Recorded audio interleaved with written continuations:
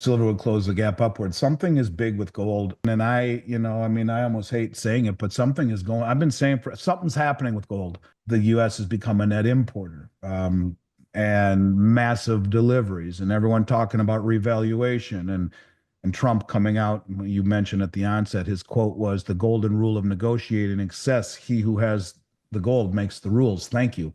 Well, where the heck did that come from? That was on Easter Sunday. He who has the gold makes the rules. This is the golden rule of negotiating success. He says, well, we're an importer of gold. Scott Bessent, who recently came out and said that we need a new monetary system, a new Bretton Woods, and that will happen probably within the next 4 years, he said, during this administration. Today's market update shows silver climbing close to $33 during North American trading hours on Wednesday. The metal's strength comes as worries about a full-scale trade war between the United States and China ease, following President Donald Trump's signals that a deal with Beijing might be within reach. Speaking at the Oval Office on Tuesday, Trump shared that negotiations with China are progressing positively and expressed hope for an agreement between the two nations. He mentioned that tariffs wouldn't reach the extreme level of 145%, though they also wouldn't be entirely removed. Typically, a calming of global tensions would lessen the demand for safe haven assets like silver. However, silver is finding strong support from its industrial demands. The metal plays a crucial role in sectors like electric vehicles, electronics, power infrastructure, and mining. Investors are optimistic that improving ties between the world's two largest economies will boost global economic activity, indirectly supporting silver's value. Adding to the momentum, a mid-session pullback in the US dollar has further buoyed silver prices. The US dollar index, which measures the greenback against 6 major currencies, gave up earlier gains and slipped back toward the 99 level. This occurred even as Trump attempted to calm concerns about possibly removing Fed Chair Jerome Powell, though he remains critical of Powell's decision to maintain higher interest rates. Now, we're about to share some of the best clips from the latest interview. But before we dive in, make sure to smash that subscribe button, turn on notifications, and check out our updated numismatics handbooks. Understanding that gold would not be tariffed, and I asked my operations, why do we have no gold bars?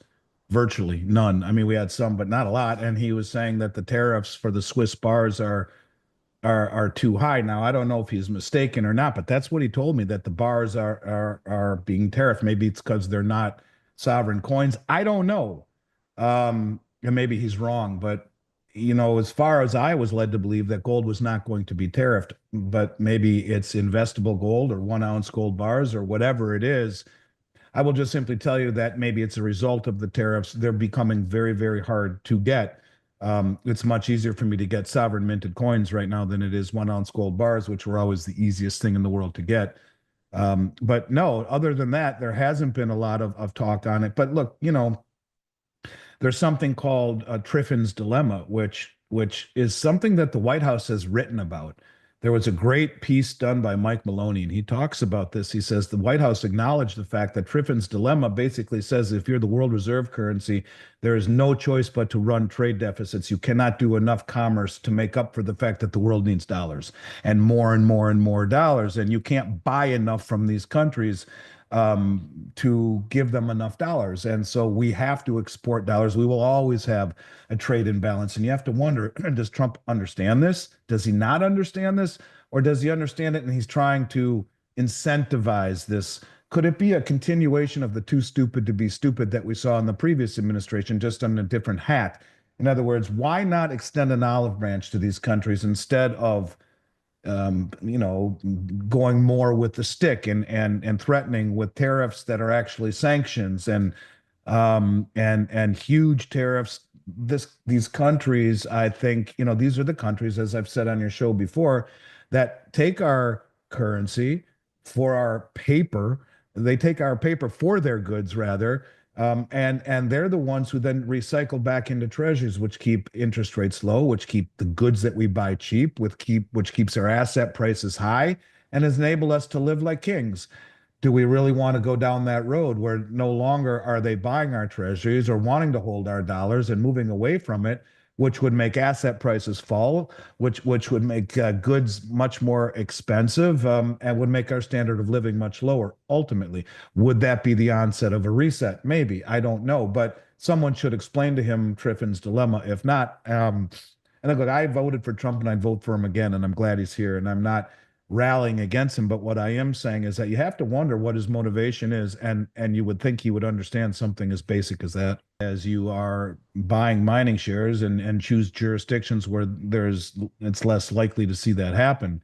No, there hasn't been much of it, but it wouldn't surprise me whatsoever. I mean, if you are Mexico and you have silver mines, yeah, why not nationalize it? It's probably the most valuable asset you have in the ground. Although I haven't heard much about it, it's always been something that has been spoken of. So I mean, the only way to defray or minimize that risk would be to buy mining shares in Canada and the United States, or in regions that have far less chance of not only geopolitical problems, but governments that will realize that we're far better off keeping these assets for ourselves than selling them to people in the United States, et cetera. So, but I will say, as far as mining shares are concerned, I'm quite bullish on them right now, and I think it's a good time to be selling mining shares if you're a company like Sprott that does so, because they're catching a bid. Their all-in sustaining cost is as low as it's ever been, with oil as low as it is and gold as high as it is. They're printing cash for the first time in a very long time, yet the funds haven't caught on yet. I would say that everyone should own some mining shares right now. I would start with the majors and the what are they called? The royalty stocks first. Royalty and streaming companies, Yep. yeah. And then maybe if you have that in your portfolio, dabble with some of the juniors in exploration, which are far more speculative. But this is the time to do it. This is the time. If you were ever going to do it, this is the time where gold has led the way. Mining shares haven't done anything, and with their costs as low as they've been, gold up here, oil down here, this is the time to do it. So yeah, I think that people should consider some quality mining shares right now. Just be careful on the jurisdiction that you choose. Today's market update shows silver climbing close to $33 during North American trading hours on Wednesday. The metal's strength comes as worries about a full-scale trade war between the United States and China ease, following President Donald Trump's signals that a deal with Beijing might be within reach. Speaking at the Oval Office on Tuesday, Trump shared that negotiations with China are progressing positively and expressed hope for an agreement between the two nations. He mentioned that tariffs wouldn't reach the extreme level of 145%, though they also wouldn't be entirely removed. Typically, a calming of global tensions would lessen the demand for safe haven assets like silver. However, silver is finding strong support from its industrial demands. The metal plays a crucial role in sectors like electric vehicles, electronics, power infrastructure, and mining. Investors are optimistic that improving ties between the world's two largest economies will boost global economic activity, indirectly supporting silver's value. Adding to the momentum, a mid-session pullback in the US dollar has further buoyed silver prices. The US dollar index, which measures the greenback against 6 major currencies, gave up earlier gains and slipped back toward the 99 level. This occurred even as Trump attempted to calm concerns about possibly removing Fed Chair Jerome Powell, though he remains critical of Powell's decision to maintain higher interest rates. Now, we're about to share some of the best clips from the latest interview. But before we dive in, make sure to smash that subscribe button, turn on notifications, and check out our updated numismatics handbooks. The system would be independent of SWIFT, the US dollar, the euro, and the British pound. So the US, the euro, and the pound, they're on the outs. Russian Foreign Minister Sergei Lavrov emphasized it will be open to non-member nations, accelerating de-dollarization on a global scale. So to me, when you realize that they are now opening it up to countries that are not just BRICS members, this changes everything. It changes the complete and total narrative. Now, all of these countries will be able to trade outside of SWIFT. So any information we are getting regarding how the dollar's dominance on the SWIFT system is so strong ignores the ability or the reality, this stuff won't be counted in SWIFT. These countries will be able to trade with one another using their own ISO 2022 compliant cross-border payment currencies to trade and then settle any discrepancies in gold before the unit settlement token takes place. This is a massive, massive deal. And when you see the commercial or the central banks continue to buy gold at a level the world has never seen, and reshore it, onshore it, it should be a wake-up call to the West. When you see Trump say we're gonna throw these tariffs on you, which aren't tariffs, they're sanctions. It's only reinforcing why these countries are joining, including Vietnam, who's been friendly with the United States, but now is the 44th country to apply and express interest. So this is not something that has gone away, regardless of the fact that I haven't talked about it on your show for a while. I've been very quiet about it. There hasn't been a lot of information, and that I believe is done purposefully. But you can see that they are continuing to build this infrastructure, and now opening it up to non-BRICS members is insanely significant. And if you were to say, if China said all transactions on the Belt Road will settle through this new system, not going through the SWIFT, think of what that does to the dollar demand, to the settlement status of the dollar, and ultimately to the reserve status. Think of what it does. The Eurasian or the Shanghai Cooperation in and of itself is a huge swath of human population.